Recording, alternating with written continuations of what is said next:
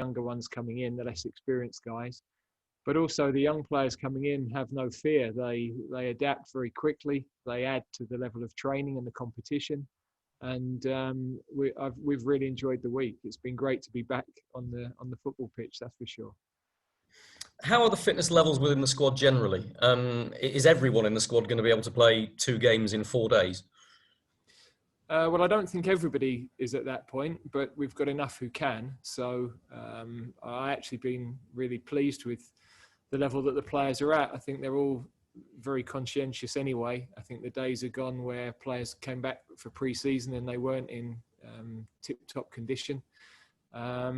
And we've got guys who only finished playing a couple of weeks ago, who had a short break, but are very much up to match fitness. So that isn't as big a concern for me as I thought it might have been.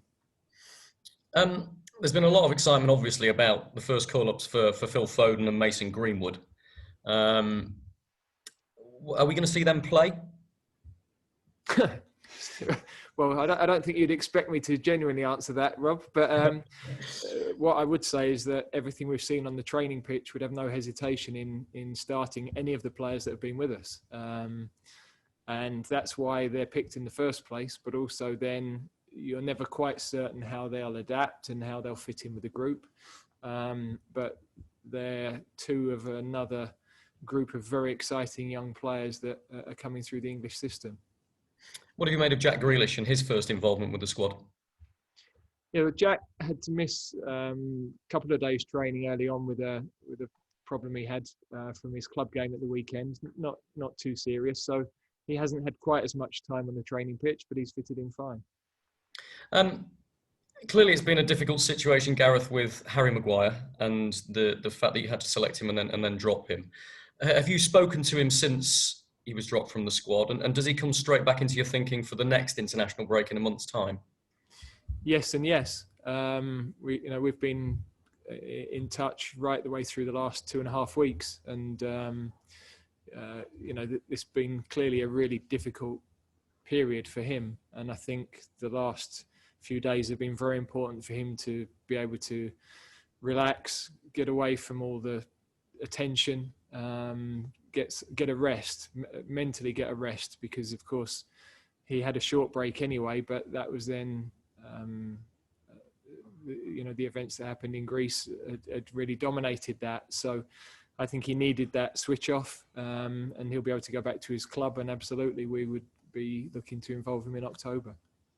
Good man, thank you. Can I ask a couple of questions to Harry, if that's okay? Thanks for waiting, Harry, patiently.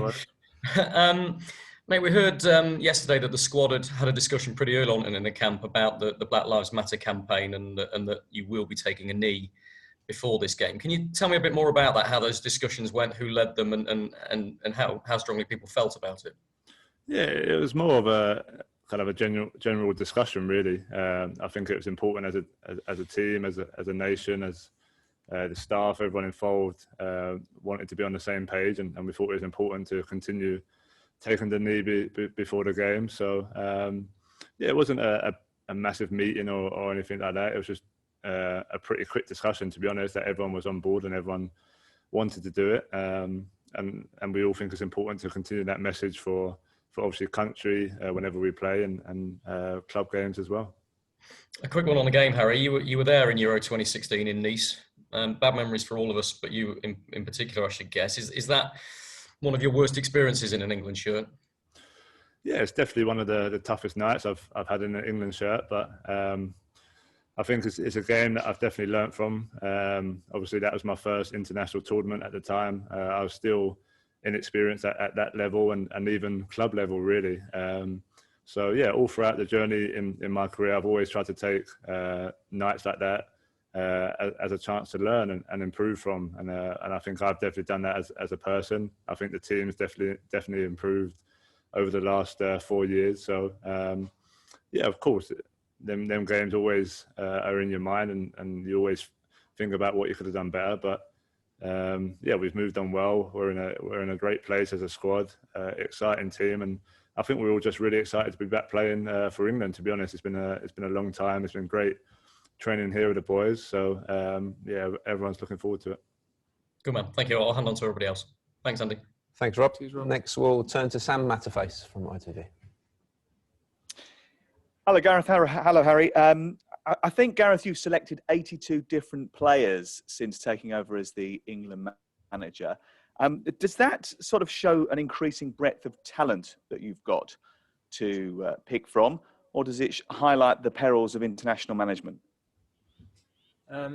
Well, firstly, Sam, I wish you good luck for your debut. No, I think we had a situation where there was a lot of players coming towards the end of their international careers, perhaps, and inevitably over a 4-year period, you are going to have players that are coming to the latter stages of their career. Inevitably, whenever we pick a squad, we have a lot of players that are either missing through injury or form. So injuries in particular in some of those squads have forced us into lots of changes. But then in the last 2-3 years, I think we've just seen lots of exciting young players come through who we believe we should be exposing to training with the team, working with the staff, and we haven't hesitated to put them in. And sometimes the right thing has then been to put them perhaps back with the under-21s for a spell, and then maybe bring them back in. Others have just stayed in and kept their place with the squad. So I think it's a high turnover. I was surprised when I read the figures myself, but I think at times we've just wanted to bring people in, see if they can adapt. Sometimes they've been able to, and that competition and that freshness and energy that new people coming in brings has meant that our level of performances have stayed consistently high. And I think if we had been a lot of numbers and not consistent performances, then that would have been a different matter. But the pleasing thing is we've kept experimenting, we've kept blooding young players, but we've kept winning, and you have to do that. Thanks, Sam. Currently no virtual hands raised, so please do so. Yep, James Ollie from ESPN. Hi, Gareth. You've talked a lot about the sort of psychological work you've done with the team since you took charge. I just wondered, with that Iceland game, have you used that as a sort of specific reference point? Have you made the squad sort of watch it again, or how much has that been a factor in the work that you've done on the psychological side since you took over? I think a couple of years ago we looked at 2 or 3 matches that we had played and different aspects of those games. And for us as a coaching team, the biggest thing from the Iceland game was the patience once you go behind in a game. You know, very often you prepare the team for a 0-0, and we don't like to talk about what happens if you go behind. But in any game of football, no matter how well you're playing, the opposition can score a goal out of nothing. And so then the decision making under pressure, the patience to wait for good opportunities, to create better opportunities, I think that's something we've really added as a team over the last few years. We've talked about it a lot. The players know that if we're ever behind, then we keep doing things the way that we do them. We keep playing the way we're playing. We stay calm. And we make the right decisions on when to take shots and when not to take shots, and getting in those better areas. So I think that's part of the development that's happened, and definitely we used that experience as one of a few to learn from. Thank you. Thanks, James. We'll move to actually Jack Pittbrook from The Athletic.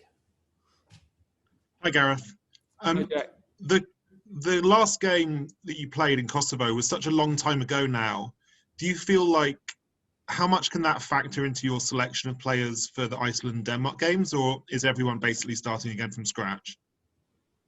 Well, I don't think we start from scratch, because I still think that experience is important, and you've got to balance leadership and international experience, which is always important, with youth and energy. I mean, the reality is our experienced players are still youthful and energetic. So, but it's helpful to have those experienced guys in there when young players are coming in, or if we're giving people a debut. So there is a balance. We've always got to bear in mind what people have done for us in the past. But of course, you've also got to look at how people are on the training pitch and whether they're ready for the game and up to speed. Thanks. Thanks, Jack. We'll go back to Rob Dorset, Sky Sports News. Harry, can I ask you another one if that's okay? I mean, clearly you're one of the most accomplished goal scorers that England's had for a very, very long time. But you've had a chance to train with Mason Greenwood this week, who a lot of people feel is in your shadow maybe, but certainly a very adept goal scorer. What have you made of him? And can you try and explain to us what that goal scoring ability is and where it comes from and how you work on it? Yeah, no, Mason's been great since the first training session we had. You can tell he's full of confidence as a player, not afraid to shoot, not afraid to take players on, and that's exactly what we want. And yeah, he's obviously done great for his club in the period after the lockdown, especially. And yeah, it's great to have him in the team. I guess as a goal scorer, people use the phrase as a natural goal scorer. I guess it's just one of them things you kind of work on a lot, being in the right place at the right time. Some of it is just instinct, balls dropping to you in the box and being able to finish it. But I guess looking at him in the short time that we spent together, it's just all different types of finishes, whether it's left foot, right foot, inside of the foot, powerful shots. I think that shows a real complete goal scorer when you can score in any situation. So obviously it's only been a short period of time, but he definitely looks like a real top finisher, and we look forward to having him in the squad to come, because he's still obviously very young. Good man. One quick one to Gareth as well, if that's okay, Andy. Gareth, you haven't got a recognised left back in the squad. We talked about that when you announced the squad, and I know you have options that could play there. But can you talk to me about your thinking of how the formation might work, and whether you've considered the possibility of using 3 centre backs again, like you did in the World Cup? Yeah, I mean, I think we're always looking at different options, and we've tried a few different things in training this week, and I think we'd want to continue to do that over the autumn, because we've got to have some flexibility. If you're rigid in the system that you have, and then you lose players that are fundamental, and maybe in some positions you've got a lot of options and in others not so many, then you've got to have the ability to switch. So we'll always keep assessing that. The most important thing is that players are comfortable in their role, they understand their role. Again, I talk again about the balance of youth and experience, and we've got to have that resilience as a team. It's lovely to talk about the young players because they're so excited, but we've got players that now it's winning is what it's about for them with England. They've knocked on the door a couple of times. They're at a stage of their career where, just to be here, just to be getting caps isn't enough. They want to add to the medals. They want to add to the successes and victories. And, you need a core of the team that are at that point in their career where that's the focus, and collectively they drive the team and they drive their habits and behaviours every day. Okay, thanks everybody. We'll end it there.